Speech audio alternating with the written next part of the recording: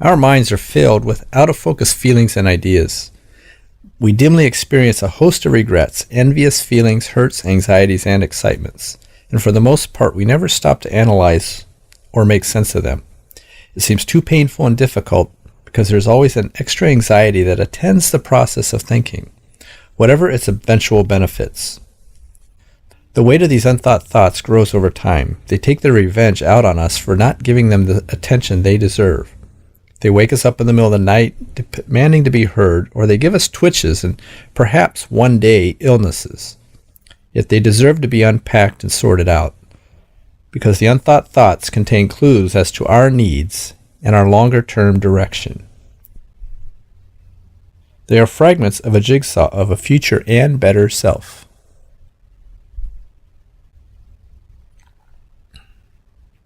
Once a day, the invitation is to clear a 20-minute stretch of time, sitting comfortably with pen and paper, asking yourself 3 initial questions. A. What am I currently upset about? B. What am I currently anxious about? C.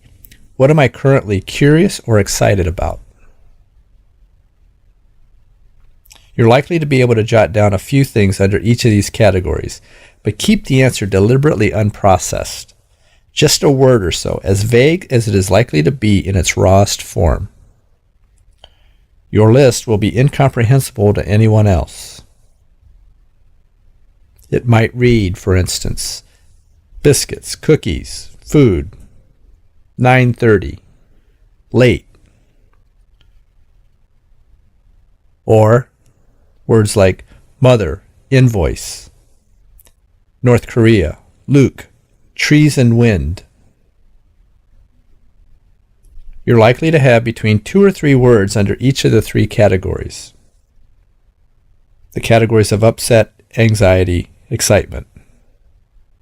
The mind can't properly hold too much at any one time, even in its darker reaches. The invitation is to drill systematically into each category of upset, anxiety, and excitement. Direct the following questions directly at each of your words in turn. There's no need to answer all the questions.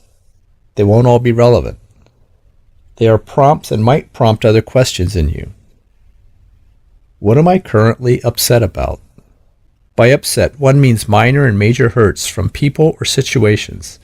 An unkind word, a slight, a feeling of envy, a sense of abandonment.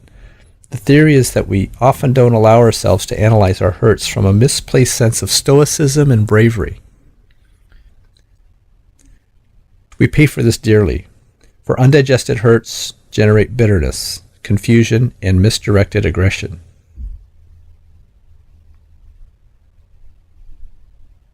Retelling yourself the upsetting incident in great detail as if you were telling it to an extremely kind and patient friend. What scared you about the incident?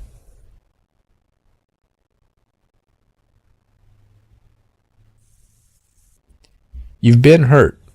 It is normal to be hurt. How have you been hurt?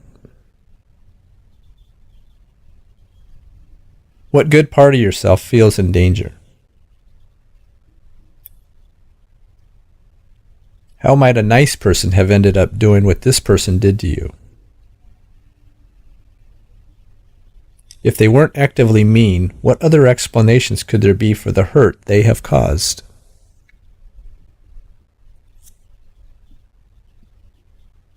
If this were to carry on, what might be the catastrophe?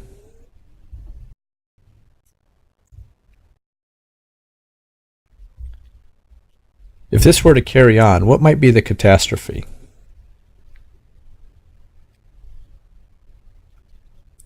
What are you afraid might happen if this were to continue?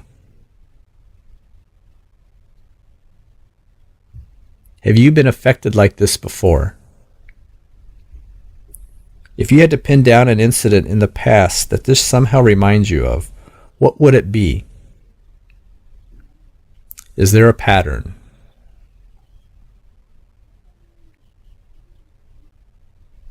If this happened to a friend, how would you advise them? What might you be able to learn from this upset?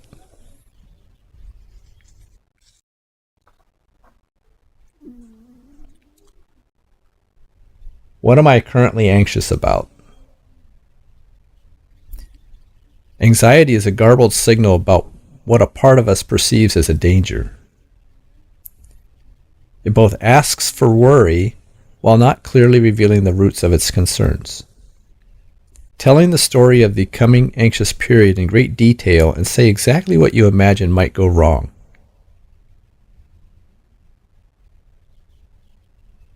What would happen to you if it all went wrong? If this thing were to keep getting worse, then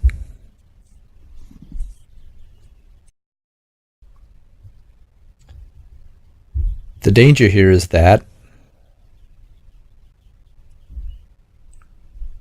how might you still be okay even if it was all absolutely terrible? How would the person you'd like to be ideally deal with this situation? What previous situation does this remind you of? Have you been in something like this before? What happened in the past? What helped in the past?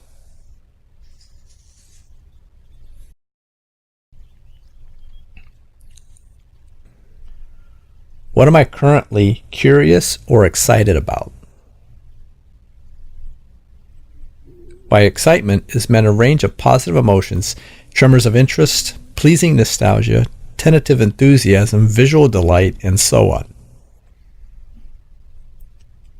Describe your excitement as if to a sympathetic, interested friend. You need to change your life in certain ways. What would it be to change your life in the light of this?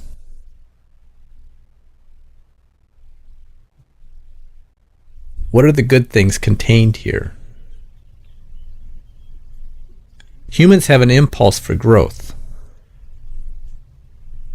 What call to growth is here in its garbled form?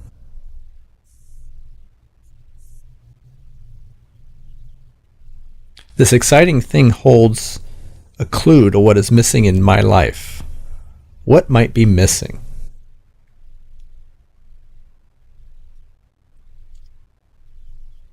When else have you felt something similar?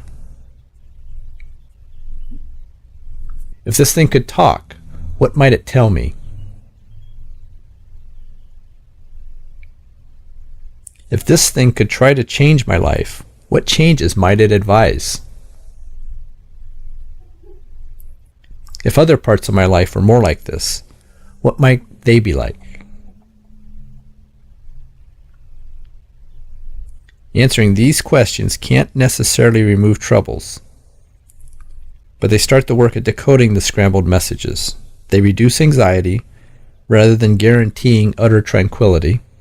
They increase clarity rather than promising instant enlightenment.